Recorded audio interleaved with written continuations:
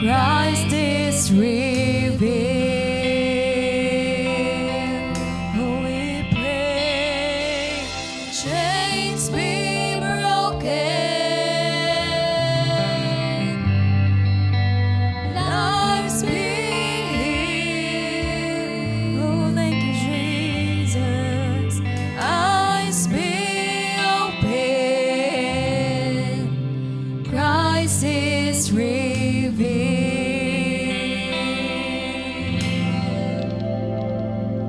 You come,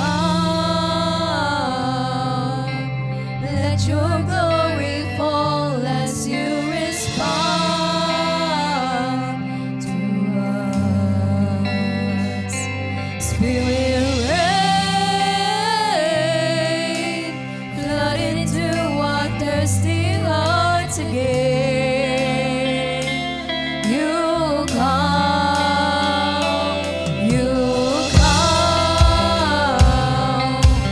Let your glory fall as you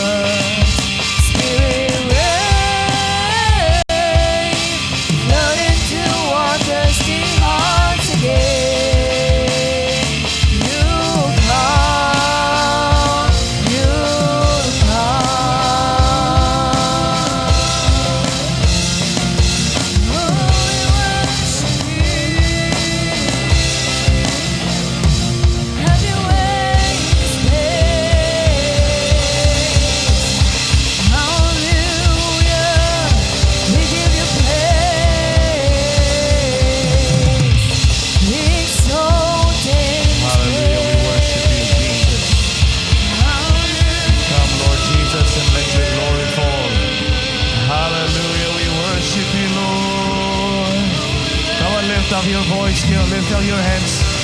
Just worship Him in spirit and in truth. You alone are worthy, Lord. Come, Lord Jesus, come, Holy Spirit. Come, Abba Father, and fill this place. Hallelujah. You alone are worthy. You alone are worthy, Lord. Hallelujah. Spirit reign. Your spirit reign. Let there be a spirit reign. Hallelujah. You're worthy, Lord, of praise and honor and worship. We lift you high. We magnify. We exalt your name. We honor you and glorify you, God.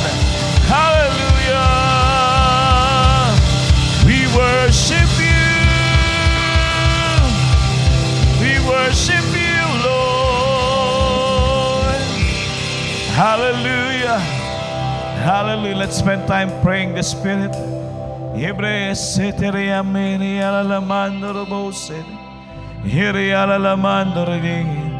Worship Him in spirit and in truth.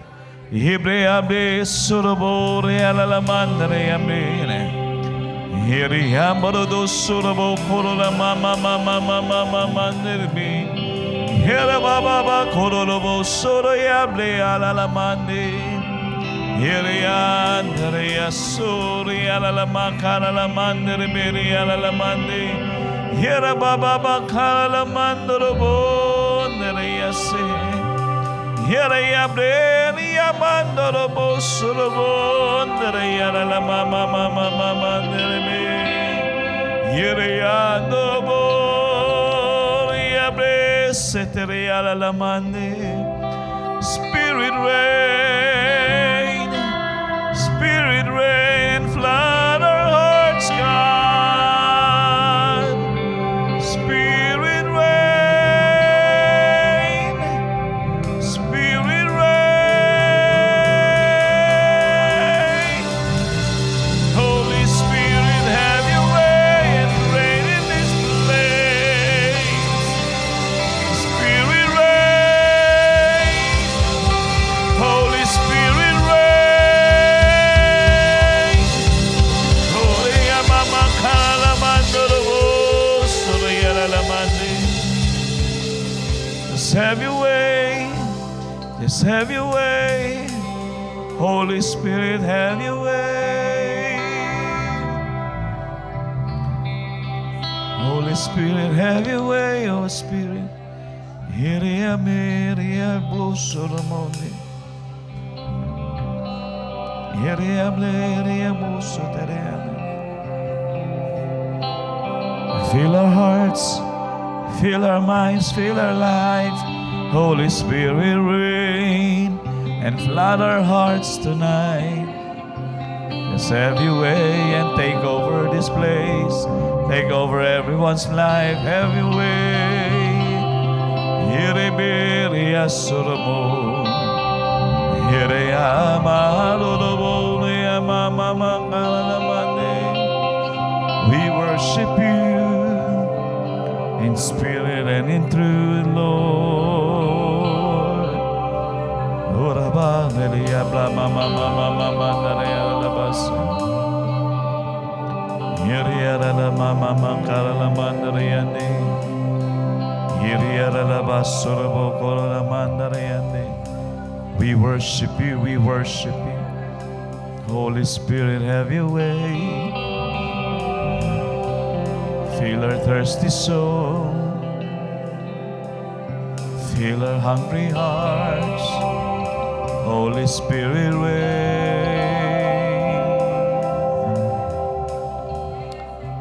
Ori bekera baba sekere alalamani. Here baba basutoro bokura lamandare. We worship you, Lord. We worship you, God. We worship you, Lord. Holy Spirit, just have your way. Reign in this place.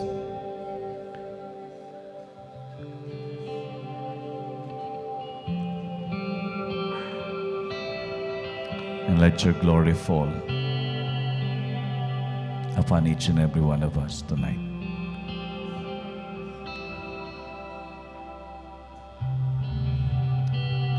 Lord, we come to you in worship.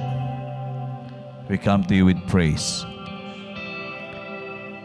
We come to honor you and bring glory to your name. And there's no other reason why we came. Just to celebrate your goodness, your faithfulness to us. And that you continue to fill each and everyone's life.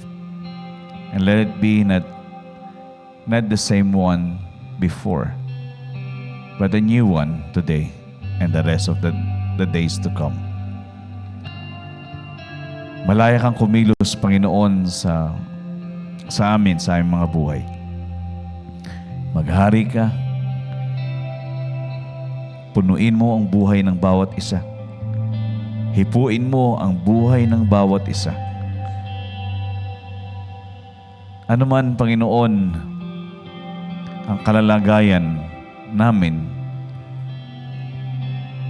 hindi lingid ang lahat ng ito sa iyo. Ang iyong nais ay baguhin at kami, Panginoon, ay makinabang at mag-enjoy sa manifested goodness and faithfulness mo sa aming mga buhay. Come, Lord Jesus, come, Holy Spirit, and continuously fill our lives. Take control, take over. And we know the enemy will never overtake us. We will be the one that will overtake the enemy. Always. That is our portion. And that is the authority that you have given each and every one of us through the power of your Holy Spirit. So tonight, kumilos ka po sa buhay ng bawat isa. If there is somebody who is sick in their bodies, God, you are addressing them with your healing. And your power is flowing so strongly, and that sickness and disease cannot stay in that body in the name of Jesus. And I thank you right now that the miracle of God is taking place in that body. And whatever issue, Lord God, we just need not to think that this will dominate this body anymore, but this will be gone and be dissolved in Jesus' mighty name.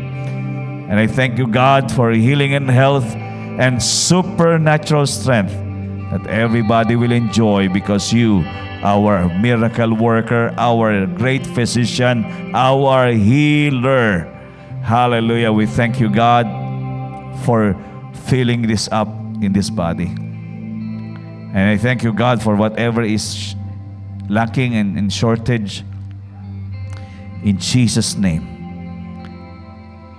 you will supply, you will give what every one of us need. And we will all be overwhelmed and be surprised with that provision, Lord, because it's not just enough. It will always be more than enough in the name of Jesus. Panginoon, salamat dahil nagmamanifest, Panginoon, ang iyong kapangyarihan para basagin ang gawa ng kaaway, para dalhin ang mga pagpapalang dapat na enjoy ng iyong mga anak. And I thank you, God. We are seeing deliverance. We are seeing restoration. We are seeing increase in abundance. We are seeing victories in every situation that we face. We are seeing such an overwhelming triumph of your people. And I thank you, God, because we are all guided by your Holy Spirit. We will just give in and be led by the Holy Spirit and be helped by the Holy Spirit, because we know we are all able to come up on top, not on the bottom. Salamat, Panginoon. We can always say and declare we are more than conquerors in Christ Jesus our Lord. And we bless you and we honor you, God, and your glory will envelope each and every one of us tonight. Just be free to do your thing on us, O God. Speak to your people. Let your word come alive. Let every one of us just lift up the name of Jesus in our lives and just be led by the Holy Spirit and just be always manifesting your honor, your glory in our lives, oh God. We thank you for such a blessed evening, and your presence is here, God. Thank you so much for touching every one of us. All the praise and all the honor and all the glory belongs to you alone, God. In Jesus' name we pray. Amen and amen. Hallelujah. Wow. Thank you, Lord. Well, gandang gabi po sa lahat, and just go around and kumustahin niyo po yung ating mga kapatiran. Thank you, Lord.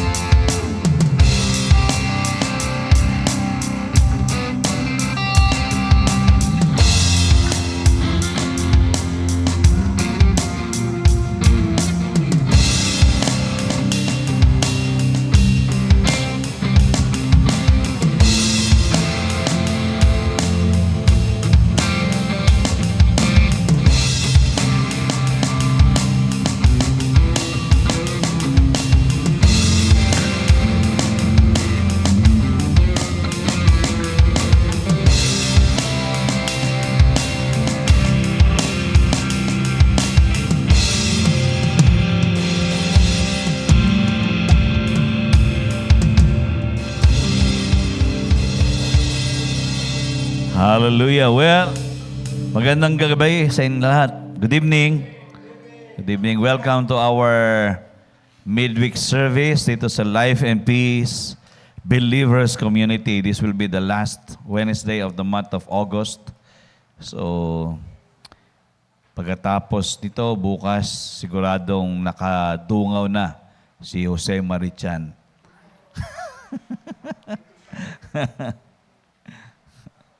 Well, again, we are grateful to the Lord dahil ang month ng August ay talagang full of surprises and full of struggles as well. But again, God is a good God who is faithful and who will always bless His people, His children. So maganda na tuloy-tuloy lang, walang kalimutan sa Panginoon. Well, we are welcoming kasama po ni Kuya Ed, si another Ed. Parehas po bang Ed, ano? Welcome po ulit. Thank you for joining us once more. Alam ko si Kuya Ed, hanggang kailan ba kayo dito? Parang this September, asa ba kayo? Next year. Extended. And thank God for Brother Loy. Kung alam niyo lang pinagdaanan niya kahapon, he is a miracle today. So struggle yung kagabi. But nandito siya. Sabi ko sa kanya pagkatapos ng panalangin, okay na tayo bukas dito Nasa hospital yan. Nasa emergency. Hallelujah. Well, God moves powerfully. So, again, we are always encouraging each and everyone na maging part ng ating midweek services, to which we are actually on the mga last stages ng ating pinag-aaralang series, an extraordinary encounter with the Holy Spirit. Hindi ko alam kung abot nito hanggang 40 kasi nasa 33 na tayo ngayon . So, we are on the last stages po ng ating pinag-aaralan. And napakabuti ng Panginoon kasi at first, I was just not comfortable na mag-ituro po yung subject. But God is insistent. Sinasabi niya, it's not you who will teach, it's me. So God has been great and faithful and amazing talaga si Lord dahil sa series na ito, I do see some improvements, in process, may progress. Nakita po natin how we are improving in our Christian life. And I pray that we will all really mature, not grow old, but grow stronger and more on fire for the Lord. Habang tumatagal ang panahon, lalo tayo nagiging, kumbaga, marubdob ang ating pagnanais na maging kaisa pa rin sa Panginoon at hindi hiwalay. Gagawa at gagawa para sa kalawalatian niya. Okay, so papasok na po ang September. Meron po tayong lineup of activities, events po. And I want you to take note po sa mga scheduled events po this coming September, month of September. Sa Sabado po, unang salbo ng September. Yan, may gawain kagad. Ang mga kababaihan po ay magfe-fellowship sa Sabado. September 2. It will be the Ladies Fellowship. Alas 8 po ng umaga dito po sa center. So, we are encouraging and inviting all the ladies to come and be a part of this Ladies Fellowship. It will be a breakfast fellowship as well. Okay, tapos pagdating ng susunod na Sabado, ang mga kabataan ay meron din pong pagtitipon. Ang Youth Fellowship, alas 4 naman ng hapon. Sabado din po ito. 2 pong Sabado sila, pati sa 23, sa 23. September 9 and 23 ang ating Philos Youth. So ito po ay ang kanilang papasok sila sa pangatlong taon din. No? So ang church ay papasok naman sa pang-apat na taon. So malapit na tayong mag-3 taon, 3 years na. Okay, so September 16, meron tayong Kingdom Builders Fellowship para po sa mga businessmen, employees, kahit na kayo ay may mga small or large scale business, you are welcome sa ating Kingdom Builders Ministry. Alas 4 po ng hapon po ito. Dito rin po sa ating center. So puro Sabado po yan, ano? Yan mga yan. Tapos pagdating sa September 18 to 20, ito po naman yung ating scheduled prayer and fasting. So we do it every month and we see great miracles that are coming to pass. And actually ako, namamangha ako sa mga development dito sa simbahan na as a young church, there are moves ng Panginoon na inire-reveal niya sa mga tao niya. Sa atin, sabi ko, Panginoon, kung ako lang mapipigilan talaga ikaw, pero sabi ko, Lord, i-reveal mo rin to sa mga tao mo. So we are just, kumbaga there will be growth talaga Hindi mapipigilan yung growth. So, papasok tayo ng panibagong taon at ginagawa natin itong prayer and fasting. We all know that it's these things that we are doing establishes us more. Mas lalo tayong na-establish sa ating pananampalataya at sa simbahang ito na binigay ng Panginoon sa atin. So we are inviting everyone, September 18 to 20 in prayer and fasting. Gabi-gabi po yan. 2 nights yung online at yung 20 will be the midweek service po, yung conclusion ng ating prayer and fasting. And then, yung Couples Fellowship was moved September 22. This will be Friday. Ito po yung Couples Forum.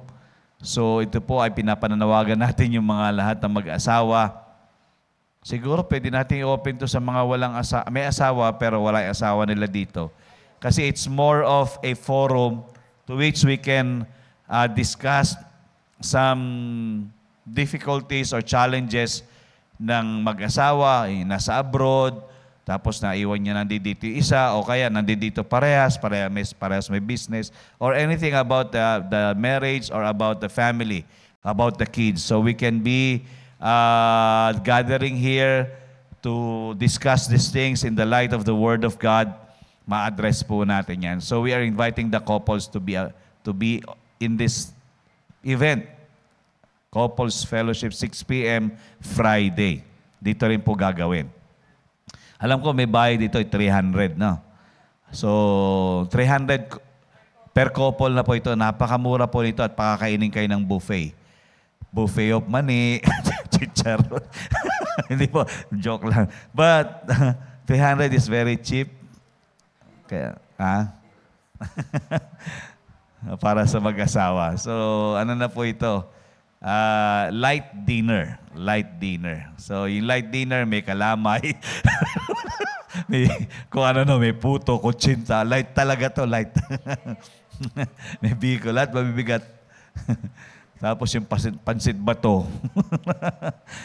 Okay, so yan po sa September 22. Tapos 23, kinaumagahan, yung men's fellowship naman. So we are inviting the men's to be a part of this fellowship na ginagawa natin every month. And why we are doing this? For the men to be more established as men of God. Not just men. Kasi we can be addressed as men, but we are not men of God. So yun po yung ginagawa po natin sa ating fellowship. Breakfast fellowship din po. Tapos, end of September, September 30, will be the Young Adults Fellowship, to which last Monday, nagkaroon sila ng kanilang first year anniversary and it was a blast. Really nakakatuwa kasi nandoon yung mga young adults po natin. And we are encouraging more young adults to be a part of this ministry. So, yan po ang schedule of events. Alas 5 po ng hapon, September 30. Alam ko meron yang may mga twist yan eh. So, sa mga young adults, kaya you just need to join. Okay? So, yan po ang mga calendar of activities natin for the month of September. Hitik na hitik ang ating mga gawain. So, also, I want you to prepare yourself. And I want also the church to be involved in praying for our 3rd year anniversary. Kasi November 12 po yung scheduled anniversary po natin ng Life and Peace Believers Community. 3 years. 3 years of God's goodness and faithfulness. Talagang manifested and tangible. So, I want you to be involved. Pray muna po. Pray natin yung preparation. It will not be a simple celebration, but a celebration of really the God who is good and faithful to us. So just join us in praying. Pray for each and every one. No one will be a casualty. No, lalo na't ngayon ang hatak ng mundo ay talagang palayo sa kalooban ng Panginoon. Kaya i-address po natin ang mga bagay-bagay para po sa ating anniversary month sa November 12. Okay, so with that, I'll be sharing with you the series number 33 ng An Extraordinary Encounter with the Holy Spirit. Natapos po natin yung the waves, the flow, and the river, the movement of the Holy Spirit. Now, we need to understand na ang movement ng Banal na Espiritu ay hindi ganoong ibinibigay ng maluwag ng ating kalaban. So as much as possible, the enemy, the devil, will always hinder everything about the move of the Holy Spirit. And there will be, this night, ang pag-uusapan po natin yung mga obvious na talagang ginagawa niya sa mga mananampalataya mismo na supposed to be ang mga believers po, tayo po yung talagang super involved sa Banal na Espiritu, pero that is not really happening so well in churches, to which even si Apostol Pablo sa mga taga-Korinto, nasabihan niya, hindi ako makapagsalita sa inyo as spiritual, but I'm speaking because you are carnal. Because I have heard your disputes, yung mga ganon, yung mga fightings. Diba?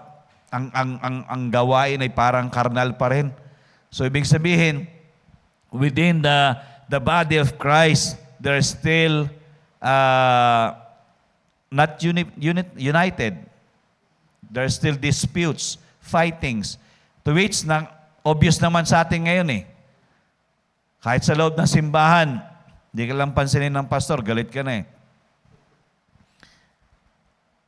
So, as much as possible, the devil does not want that everyone will enjoy the free flow and movement of the Holy Spirit. That is why tonight, i-address po natin yan, yung tatlong bagay na obvious na ginagawa ng demonyo.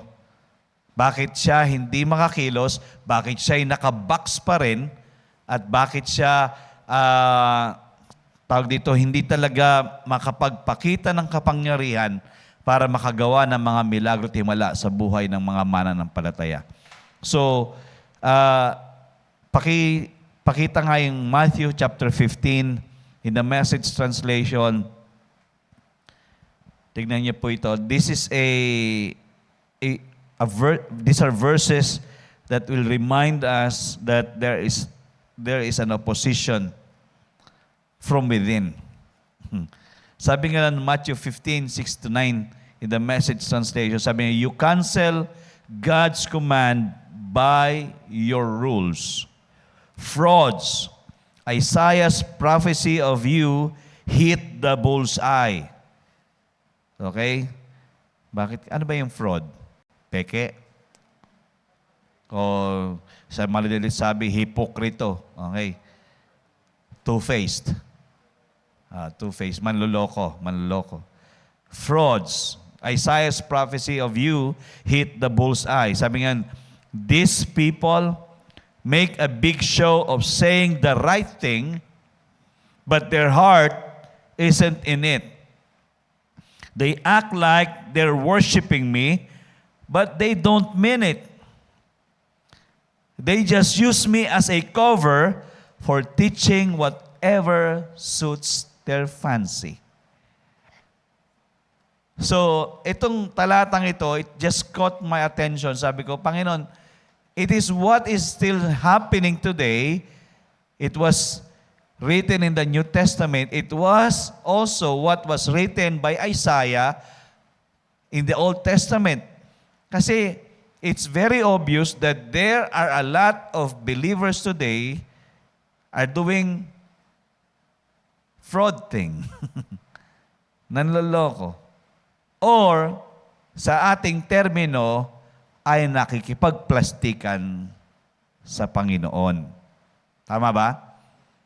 So, tayo po mga Kristiyano, kung tayo totoo na niligtas ng Panginoon at merong karanasan sa Panginoon, we should not dwell on the things that will take us away doon sa identity na natin.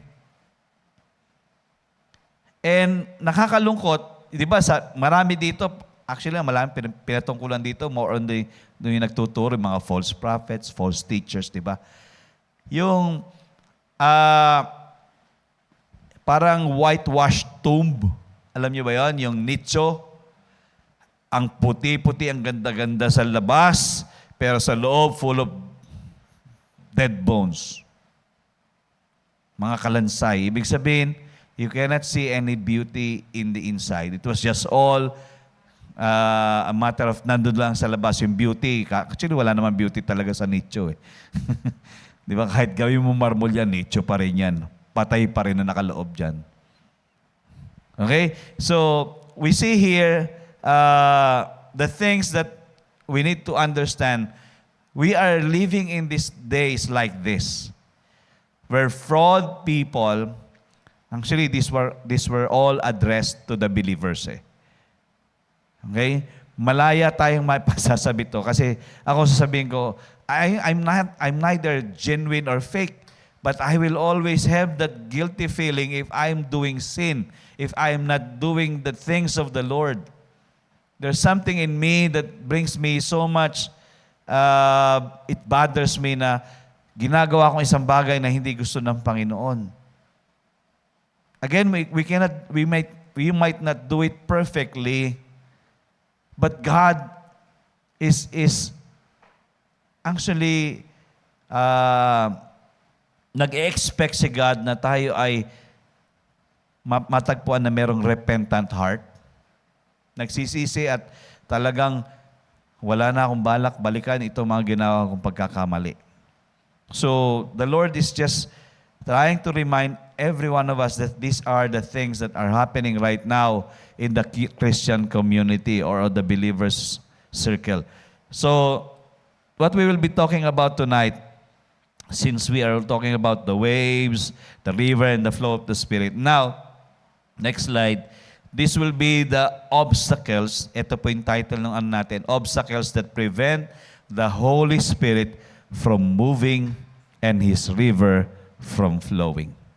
Okay, ito yung mga bagay na magiging mga hadlang para ma-prevent ang banal na Espiritu nagkumilos ng malaya at malakas at ang kanyang batis ay dumaloy ng malaya. Okay? Unang-una, pag-usapan natin, number 1 is this. Ang unang obstacle is a rigid, structured, organizational mentality. When everything we wanted is just, kumbaga, naka-in place lahat. Okay? Kasi pag rigid, structured, and organizational mentality, ibig sabihin, we set a standard which is not God's, but we are just setting a standard just like laws. Pero sa totoo lang, it doesn't really allow God to enter and do His thing freely. A rigid, structured organizational mentality. When a church operates according to human plans and laws, rather than the Spirit's leading, it becomes overly structured and rigid. Kapag ang simbahan mismo na masyadong nag-ooperate sa mga human plans and laws, bawal ganito. Di ba may mga simbahan na bawal kang magsuot ng dapat ang suot mo lang mahaba, tapos puti lang.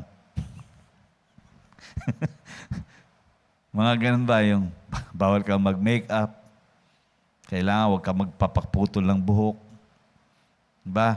Huwag kang magbabalbas, huwag kang magpapatato. Okay lang naman yun eh.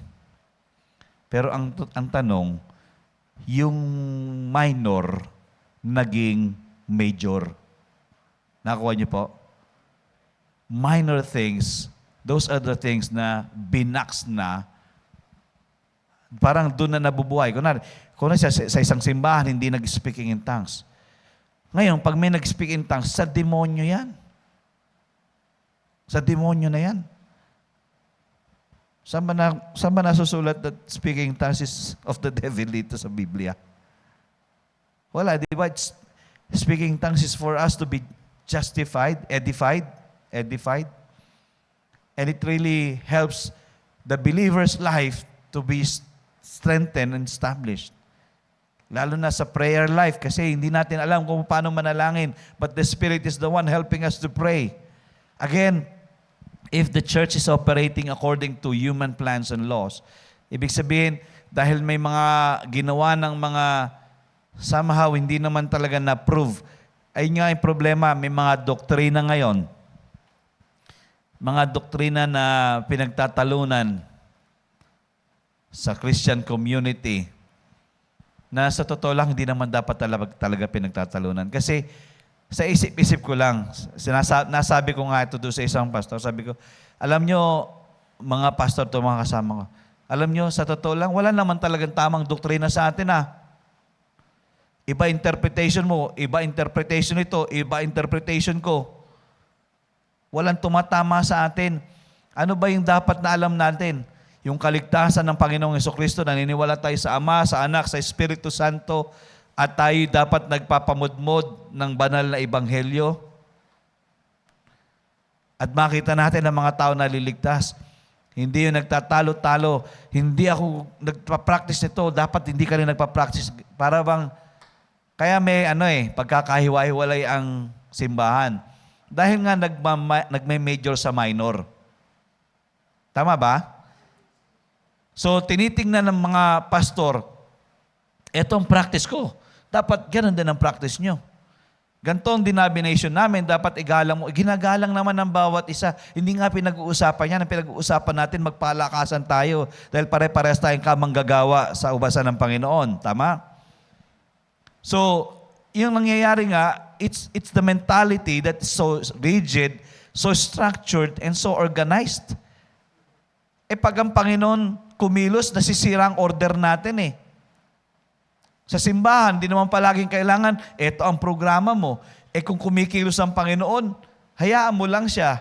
Kung may iyak dyan, hayaan mo lang umiyak kasi hinihipo ng Panginoon. Kung emotional man, si Lord din na magdi-deal sa kanya. So, when we are really doing things na somehow na pipigilan ang banal na Espiritu, makikita natin wala talagang mangyayari, walang patutunguhan. At nangyayari, nagkakaaway-away, nagkakahiwa-hiwalay, ayaw magpatawaran, nawala na yung love, to which this is the most important essence of God sa buhay ng mga Kristiyano, magmahalan. Diba? May inatinan akong seminar. Tapos, so 3 kami umaten. Iba-iba pala yung, kaming dalawa, nung pastor na madalas kong kasama, okay yung dating sa kanya nung seminar. Kasi parehas kami, sabi ko talaga ito kailangan ng mga pastor. Yung may magpapalakas, may magre-remind na ito ang ginagawa dapat, hindi nagkokompromiso. Kumbaga, hindi tayo nagdwedwell sa mga disappointments, discouragements. Tapos, namumuhay sa buhay na sanctified, and then always looking forward for glorification. Kasi growth yun eh.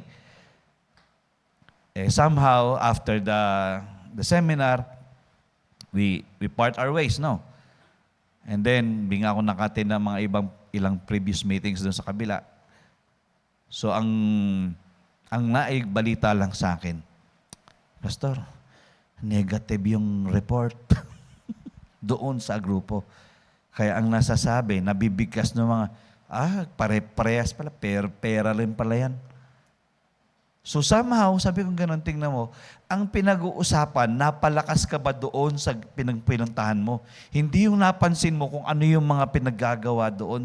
Ang mahalaga, kaya ka pupunta doon yung salita ng Panginoon, hindi yung tao eh. Tama?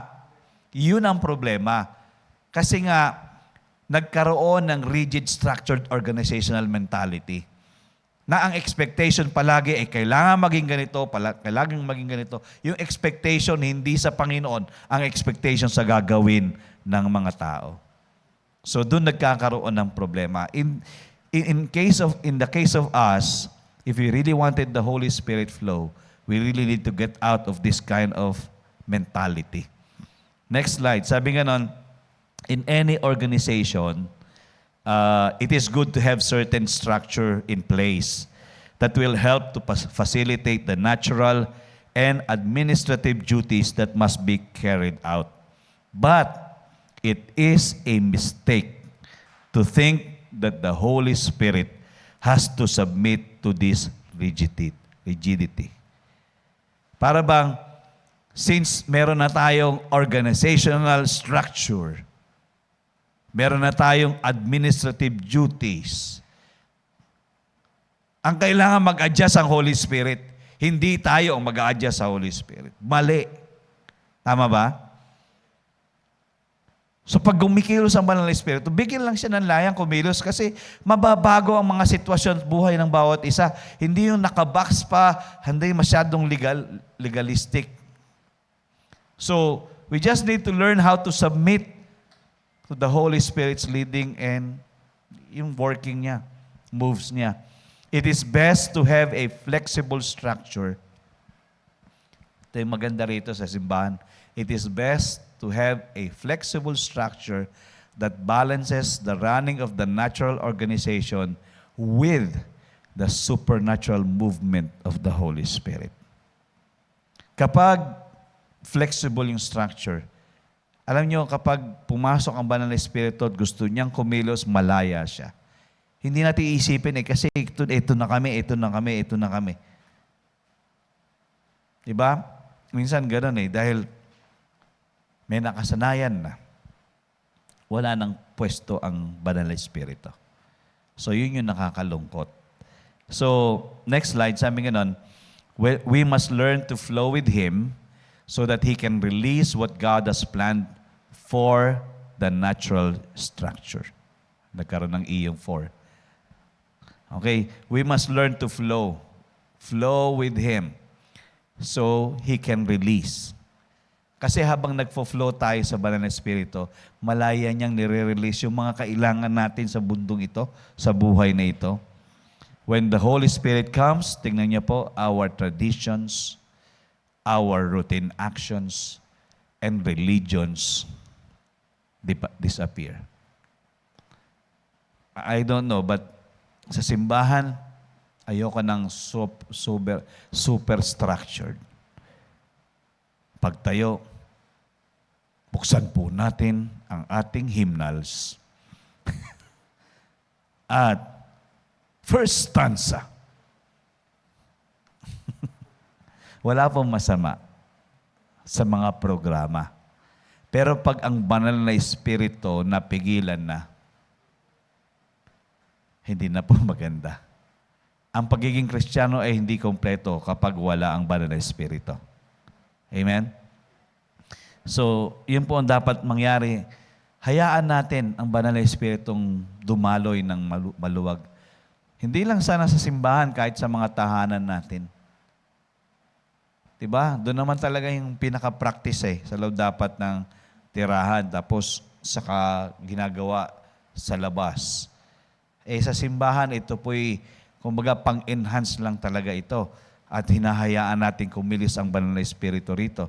Para masanay din, para mabitbit din sa bahay ulit. Ganun. Para, alam nyo na, hindi tayo, kumbaga, nakatingin lang doon sa kung ano yung nakasanayan na. Nakakaumay yata yung ganun. Siyempre, ang pinipresent ng Holy Spirit will always something new And if what is happening with our lives are still the same thing that is happening before, then we have a problem of letting the Holy Spirit freely flow. Because we have become rigid, we ourselves are become structured, and sometimes we have that organizational mentality. Those do's and don'ts, do's and don'ts, do's and don'ts. And when the Holy Spirit comes and do His thing, hindi na siya makakilos kasi yun na naka-block na siya. So hindi dapat nating hayaan na ang Holy Spirit ay mabak sa ganoon. Kaya sa John chapter 6 verse 29, sabi nga Jesus said, sign on, the Message translation, sign on with the one that God has sent. Ibig sabihin, let us sign on. Huwag nating i-sign off ang Holy Spirit kasi yun ang pinadala niya. That kind of commitment gets you in on God's works. It will allow God, if we are committed with this, that we have already signed on to Him, we will be seeing the works of God in manifestation, in tangibility. So alam nga naman, bawat isa sa atin, we all wanted that He will always appear. He will always manifest. He will always be seen. Even though ang faith, even though you don't see Him, you still believe in Him. Even though you don't feel Him, you still believe in Him. But being a child of God, as the Spirit is working, then we will all see something that is different, that is beautiful. Sige nga, beautiful beyond description. Yun yung kantang yun Beautiful beyond description. So, we just need to prevent ourselves from this kind of an obstacle, from a rigid, structured, and organizational mentality. So, yan yung unang hindrance para sa atin para makapag-flow ng malaya ang banal na Espiritu. Pangalawa, Pangalawang bagay, ito po. Yan. Offense over the vessel that carries the anointing. Okay? Offense over the vessel that carries the anointing. Again, lahat po ng dinadala ng Panginoon para gamitin sa ating mga buhay, hindi rin perpektong katulad natin. There are people, ika nga, sabi nga ng mga pastor, you cannot really please everybody. All you just need to do is please the Lord. And if they are looking for something beyond what you cannot do, don't think beyond yourself because pag gano'n, magiging rigid, structured ka na. So dito, ang inaalagaan ay yung natitisod tayo doon sa pastor. Natitisod tayo doon sa ginagamit ng Panginoon. Mari, kahit na sa small group kayo, nasa small group tayo, tapos itong taong ito ay ginagamit naman siya, tapos may napapansin tayo sa kanya. Sabi ko nga, ang hirap pala ng pastor, kasi siyempre, pag nagpastor ka, hindi pwedeng hindi mo malaman ang istoryahan ng mga tao mo eh. Tapos pag nag-preach ka, pag nagsalita ka na, akala ng mga tao, pinariringgan mo sila. Tinitirya mo sila. At parang intentional ka na yun ang itapik mo. Kasi sinasabi ko, Panginoon, oo nga, pag-uusap namin ng mga pastor, totoo pala talaga na para bang ang pastor kapag itinayo, hindi mo alam kung talagang nakatingin ng diretso sa iyo or may iniisip na laban sa iyo. Kaya sabi ko, Panginoon, salamat kasi alam ko, sa simbahan, hindi ko naman sinasabing lahat sila ay kampi sa akin. Pero gusto ko, mas kampi sila sa iyo, kahit wag na nila akong kampihan. Dahil alam ko, ginagamit mo lang ako, I'm a vessel for you. But if they are offended in my life, I have no problem with that. I am just using this life for you. So, when the stream of the Holy Spirit is allowed to flow, we will inevitably offend someone. Kapag nagpo-flow tayo sa banal na Espiritu, somebody will not be pleased at us. Totoo po yun. Somebody will be hating us. Again, it's not supposed to be a stranger thing to us. Kasi si Jesus din eh. Jesus was hated by people because He was filled with the Holy Spirit. So the same with us. With us, we cannot always try to please and please and please people. Because somebody will inevitably be offended. But as a vessel of God, sabi nga nun, we need to follow God rather than please people. Kung tayo po ay lingkod ng Panginoon, ginagamit ng Panginoon para sa Panginoon, then we are supposed to be more mindful of following God rather than pleasing people. Because there are a lot of people who will not be so pleased with us as we do the things of God. Yung pag-alis sa isang lugar para sundin ng Panginoon, there will be a lot of question marks. And there will be a lot of stories that will be, will be created against you. The same way with us. Kami magpamilya.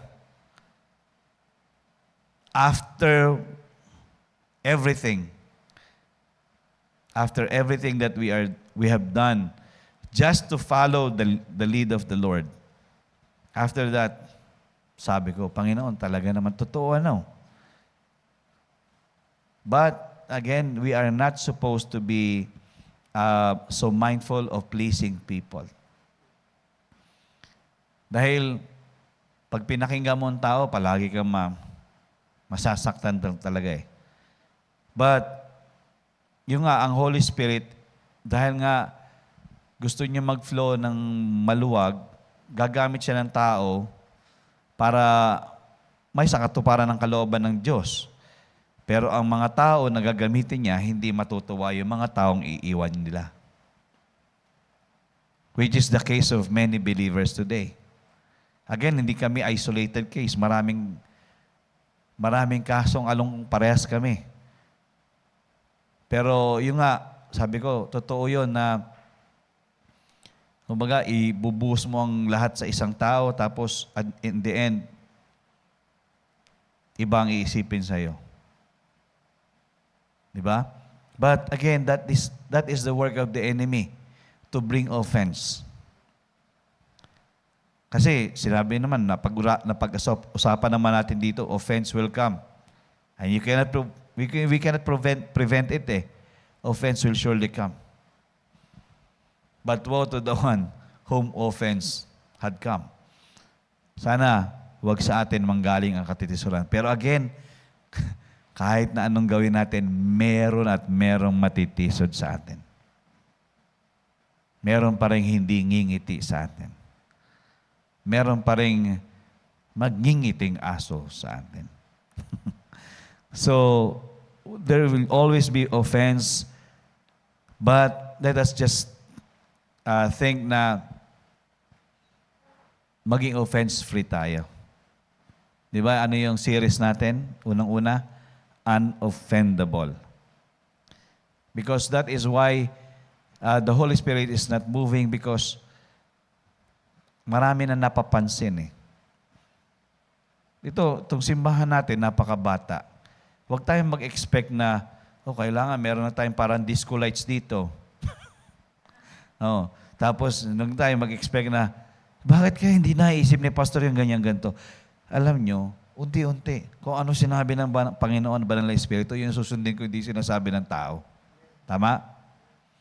Kasi kung makikinig ako sa tao, ginawa natin yun, parang pinahiya ko naman ng Panginoon kasi nakinig ako sa tao eh. So, as a vessel of God being used, I just need to always follow the lead of God. The voice of the Holy Spirit in me. I know not everybody will be pleased with what I'll be deciding. Pero it will always take time. Si Salin nga eh, marami siyang inisip para sa atin. Pero sabi ko, wait. Alam kong na-offend na yung asawa ko sa akin. Sabi ko, one by one. Kailan ba natin gagawin? Kailan ba na-execute? Naisip mo na, pero bakit hindi ma-execute? Kasi wala pang go ni God.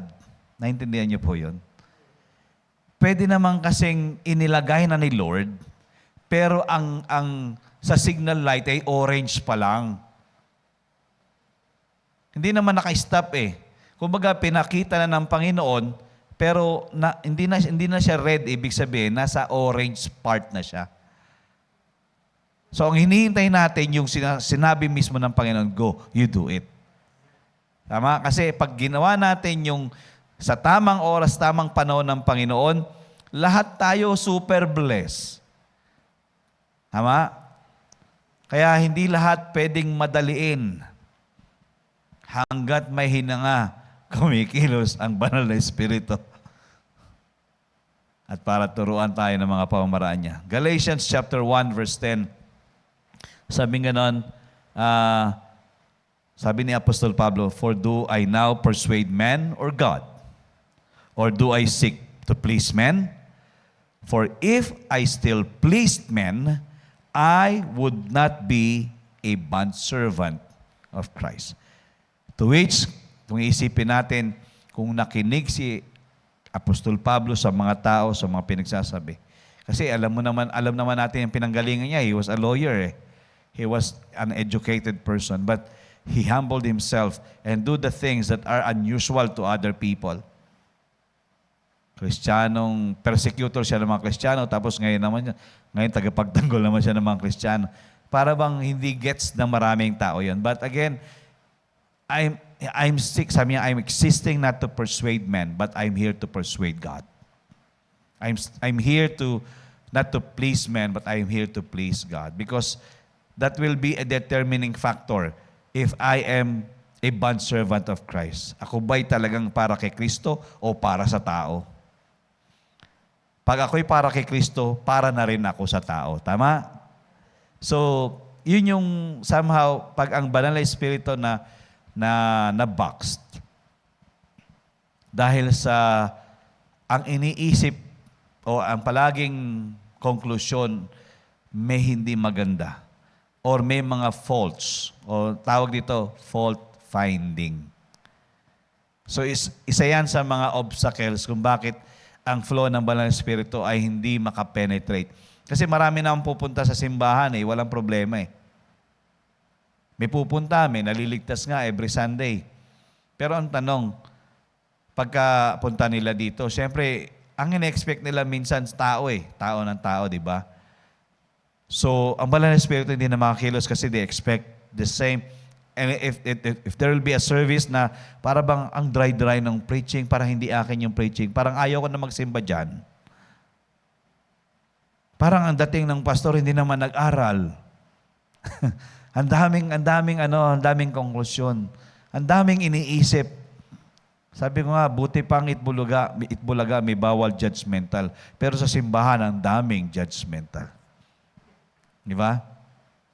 So, again, that hinders the flow of the Holy Spirit when there is an offense to the one whom God has brought to minister and to lead. So maraming simbahan ng ganyan. Kaya marami rin pastor nagre-resign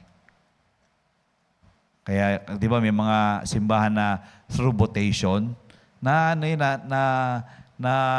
kausap ko yung mga pastor na, ano nangyari sa'yo? Na vote out ako. Bakit ano ba ginawa mo? Hindi ko alam.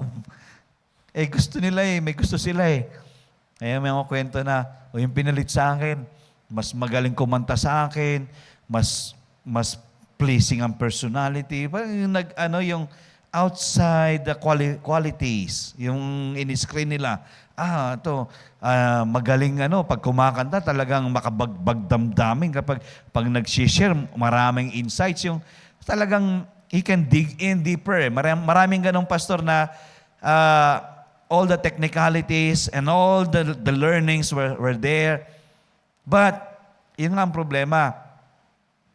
In the end, because there is no Holy Spirit, hindi nagtatagal. Ang problema sa kanya, may Holy Spirit siya, hindi rin siya nagtagal. Kasi ayaw ng mga tao yung flow ng Holy Spirit Yan ang problema. So, again, as a believer, we are not supposed to put an hindrance, mahinder natin ang Banal na Espiritu by being offended. I am not here to say I'm a perfect pastor. Walang perfect pastor. Lahat po nagkakamali. At hindi po ako ganong edukadong tao. Nagpapatulong ako sa Banal na Espiritu. I don't know everything, anything. I just need to know things by the Spirit of the Lord. Kaya when we talk about something and there will be an instant knowledge that will come out, wisdom from the Lord, then it's never me, it's the Spirit of the Lord.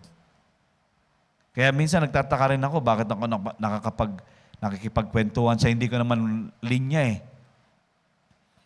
God is the one that is revealing. It's just sensitivity. But again, the vessel will always be subject to be offended talaga Kaya sa simbahan, tatagal ang simbahan kapag offense-proof ang mga tao at nakakapag-flow ng maluwag ang Banal na Espiritu. Amen? Number 3, this is the last one. Number 3 obstacle is that the attitude that we already know everything we need to know. Alam na natin, yung ugali na alam na natin yung mga dapat nating malaman. Problema yan Na been there, done that. Alam mo yung problema ng ganun? I have been there, just like them, just like today, ganun parang, there's nothing new under the sun. That attitude, that is an attitude that is hindering the flow of the Holy Spirit.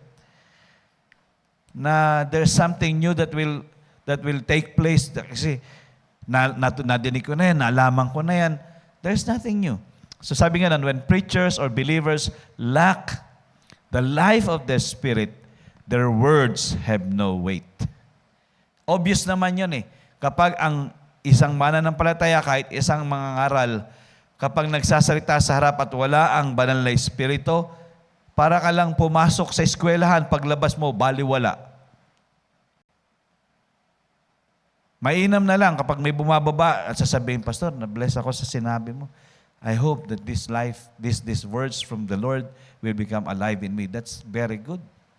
It's not the preacher's preaching, it's the Spirit's conviction. So, we just need to understand, hindi po tayo pagalingang magsalita. Dahil everybody knows what we know. It's by the Spirit that creates something new in the lives of people. Sabi nga, the attitude that they have already spiritually arrived. Ito yung problema eh. They have already spiritually arrived.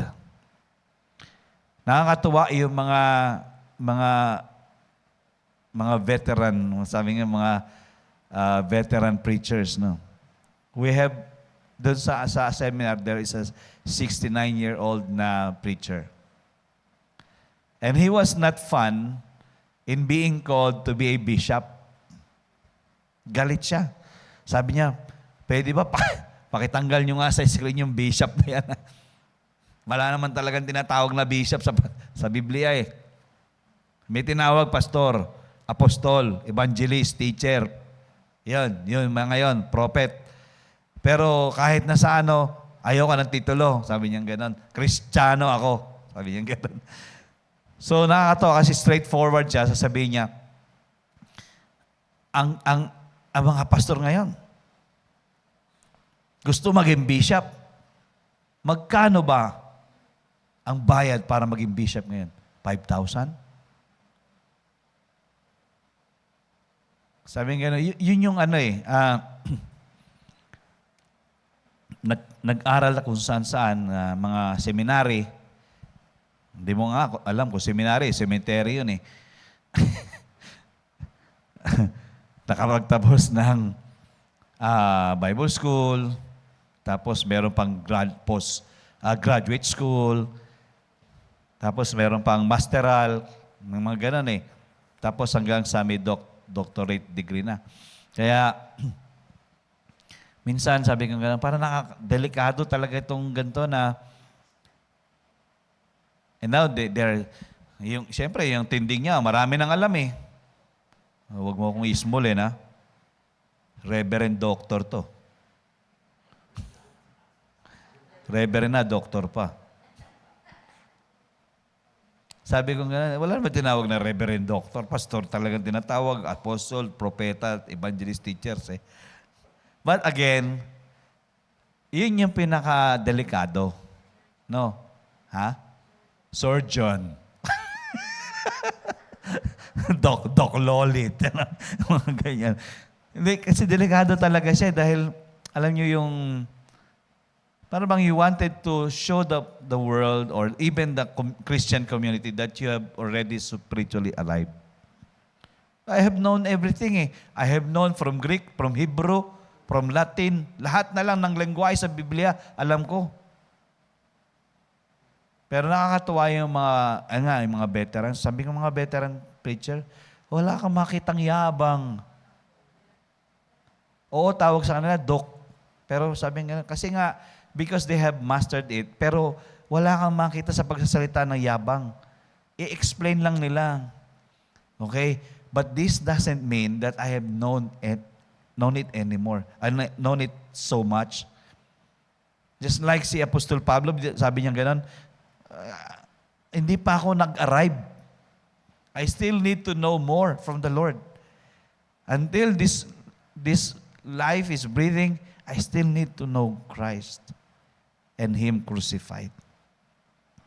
The experience must continue to be ma-impart. Kasi yung attitude na alam mo na lahat, alam mo na to, alam mo na yan, it will hinder the flow of the Holy Spirit. Wala nang submission eh. Hindi na nagsasubmit. Wala nang humility. Proudful na.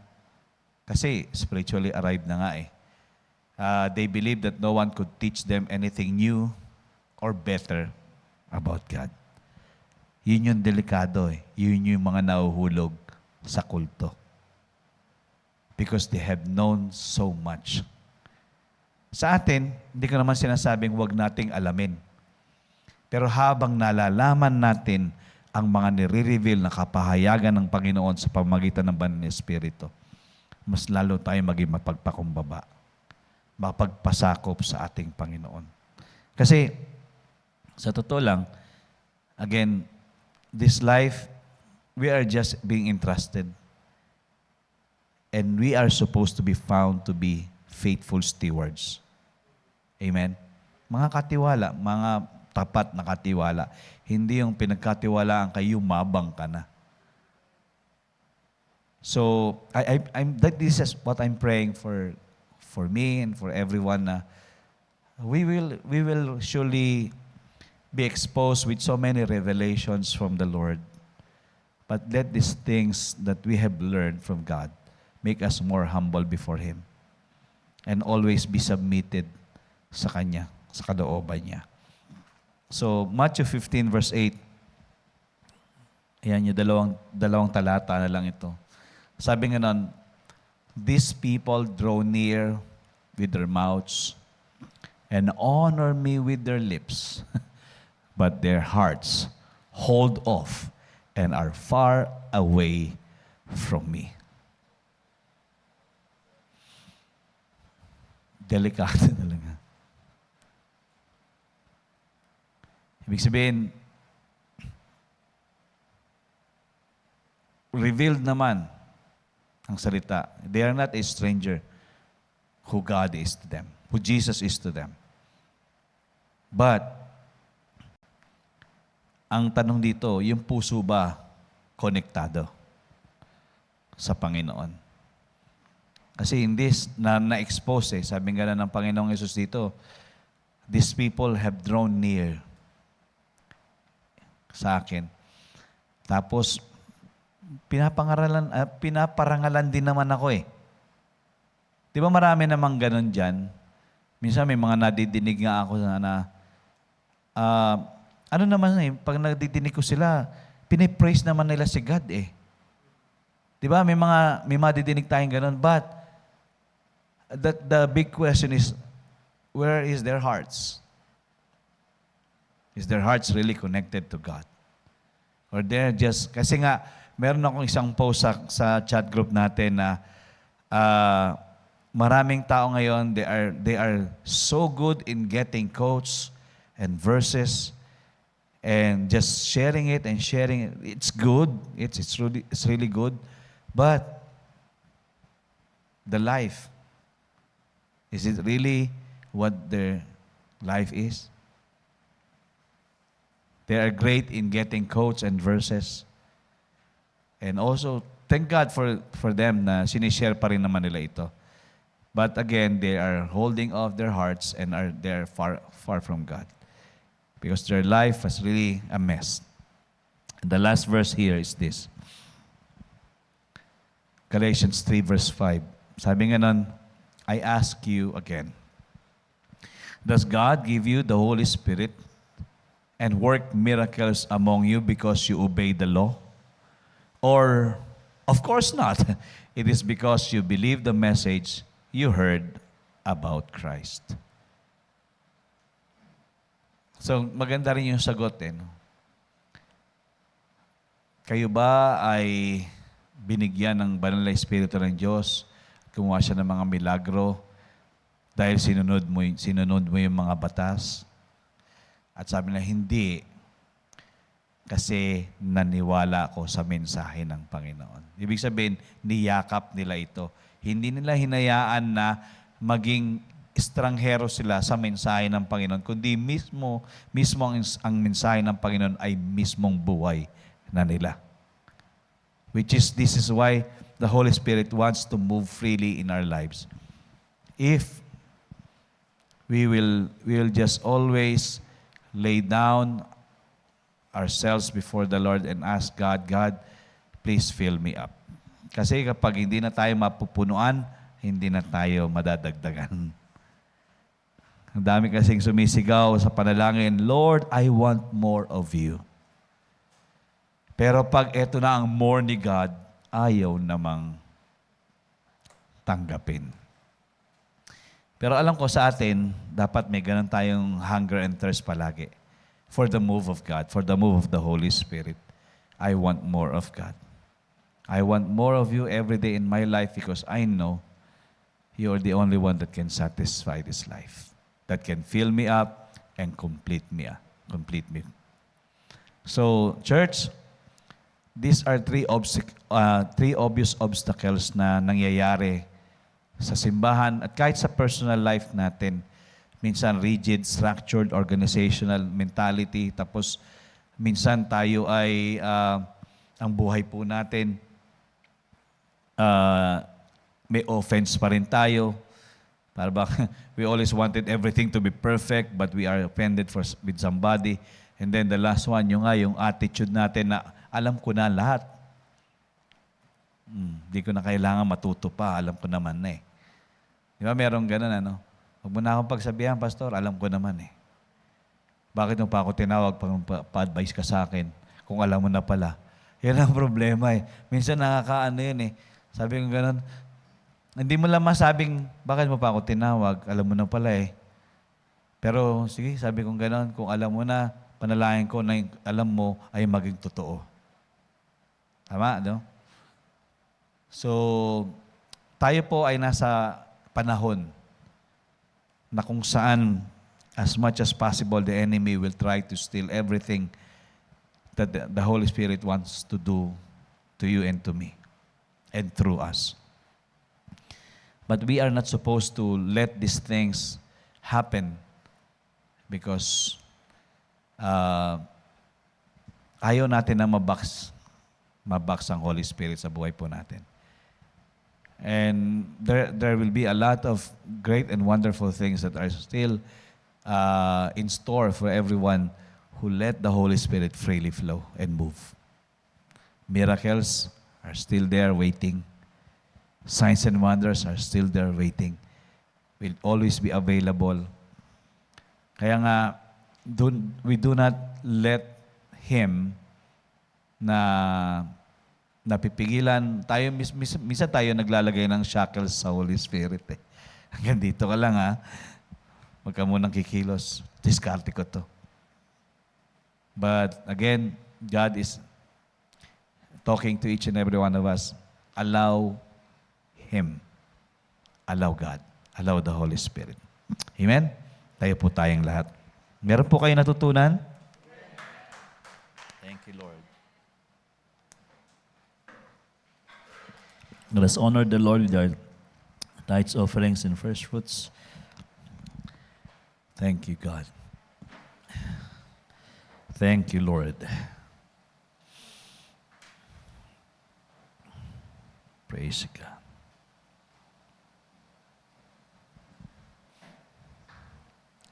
Well, I encourage you to just keep on expecting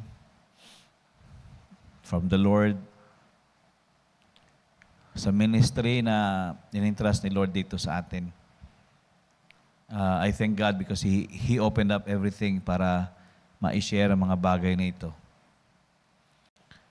It was actually a rebuke also unto me personally dahil there are times na para bang nung nagsisimula ang simbahan, para bang hindi ko feel eh. But the transition, sabi ko, Lord, pag ganito ka ng ganito, wala kaming patutunguhan. Magiging traditional, religious organization kami. Para bang we just go with the church thing, but not the Holy Spirit thing. But the Lord is allowing me to learn more. That is why, after this series ng Holy Spirit, what will be next will be kingdom mindset. Kasi if we are so connected with the Holy Spirit, then we will be exposed to kingdom mindsets and kingdom principles that will really bless this life so much and allow God so much to move big time sa mga buhay po natin. So praise God for the word that we have heard tonight, and I pray that this will just prosper and increase sa ating mga buhay. Let's bow our heads and close our eyes. Tayo po'y manalangin. Dear God, we thank you for such a wonderful time we have in this place, in your presence. Your Holy Spirit. Panginoon, patuloy mo kaming ine-expose sa mga bagay na gusto mong mangyaring maluwag sa aming mga buhay. At ngayon, we know what the enemy is trying to do to hold us back, to deprive us of the best thing from you.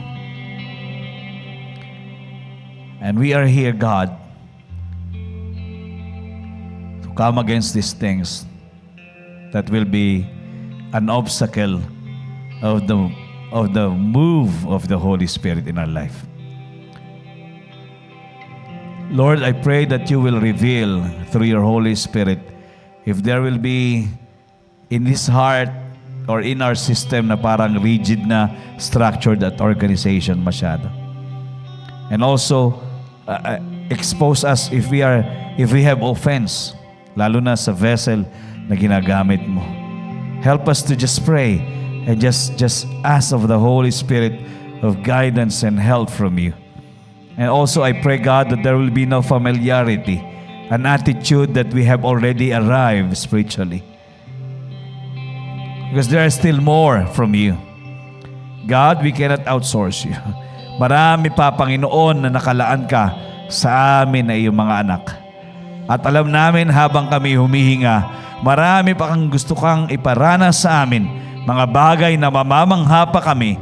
Mga bagay, Panginoon, na masasabi namin, God is such a glorious God. Because we have allowed the Holy Spirit freely move and freely work. And His river flowing so freely as well.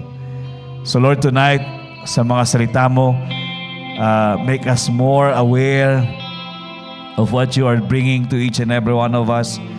And these words will just continuously be meditated and being reminded sa amin again and again, so that what will happen to us is that we become more connected deeper and deeper with the Holy Spirit. Panginoon, sa simbahang ito, i-entrust ko po sa iyo ang buhay ng bawat mananampalataya. Alam ko, hindi ganun ka-open ang mga tao with regards to these things. But I pray, arrest hearts, O God. It's not me who will just bring conviction. It's your Holy Spirit that will bring conviction to the lives of your people here. And I pray, God, that you will use us to really bring awareness of the life that is filled by the Holy Spirit, and you, Holy Spirit, is freely flowing in each and every one of us. Lord, I pray that this church will just grow in relationship with the Holy Spirit every day, God. It's not just during Wednesdays we have this kind of a series, but God, we keep on discovering more and more, and we are keep on submitting and humbling ourselves before you. And God, nagte-take over kang tunay sa mga buhay po naming lahat. Salamat, O Diyos. Alam ko, Panginoon, kalooban mo ang mga nangyayari sa simbahang ito at sa buhay ng bawat isa. At naniniwala ako, Panginoon, kapag patuloy kang hahayaang makakilos ng malakas at malaya, God, makikita namin, Panginoon, ang mga masaganang biyaya at pagpapala, himala, mga bagay na mamamangha kami galing sa iyo, Panginoon. Salamat, Panginoon, sa pinagpalang gabing ito ng patuloy na pag-i-input mo ng iyong mga kapahayagan. We'll just keep ourselves more open to the revelations of our Lord Jesus Christ and the Holy Spirit and you, Abba Father. God, make us more just like you. More of you. More like you. Samahan mo po, Panginoon, ang buhay namin ito. Cover each and every one of us with the precious blood of our Lord Jesus Christ. Fill every one of us with your abundant grace every day so we're able to overcome every situation, every struggle that we face. Salamat, Panginoon, for supernatural strength. Lord, declaring to each and every one of us here, more of you, more of God, more of your Holy Spirit, more of Jesus. God, we are more than conquerors. We are more than triumphant. With you always, O God. Salamat, Panginoon. Doors are opened, so blessings will pour out. Favors upon favors every day. Salamat, Panginoon. Mamamangha kami araw-araw sa iyong banal na presensyang kumikilos ng malakas sa buhay at pamilya po naming lahat. Purihin ka, Panginoon, sa gabing ito. Purihin ka sa buhay ng aking mga kapatiran. I pray, God, that they will continuously be overwhelmed and be amazed by your wonderful grace. We bless you. We thank you. I pray for God. I pray for you, Lord, na manguna ka, Panginoon, sa aming susunod na mga araw pa sa linggong ito. Magiging mabunga kasi kasama ka. Purihin ka ulit, Panginoon. Sa gabing ito, samahan mo kami sa aming pag-iwalay. We will cover us, God, with your great love. This we pray with thanksgiving in our hearts, giving glory and honor to your holy name. In Jesus' name we pray. Amen and amen. Hallelujah. Hallelujah. Well, marami pong salamat sa inyong pagdating. And again, my declaration is that you are the blessed of the Lord. You are a great blessing, and lives will be blessed by your life in Jesus' name. Amen and amen. We love you, church.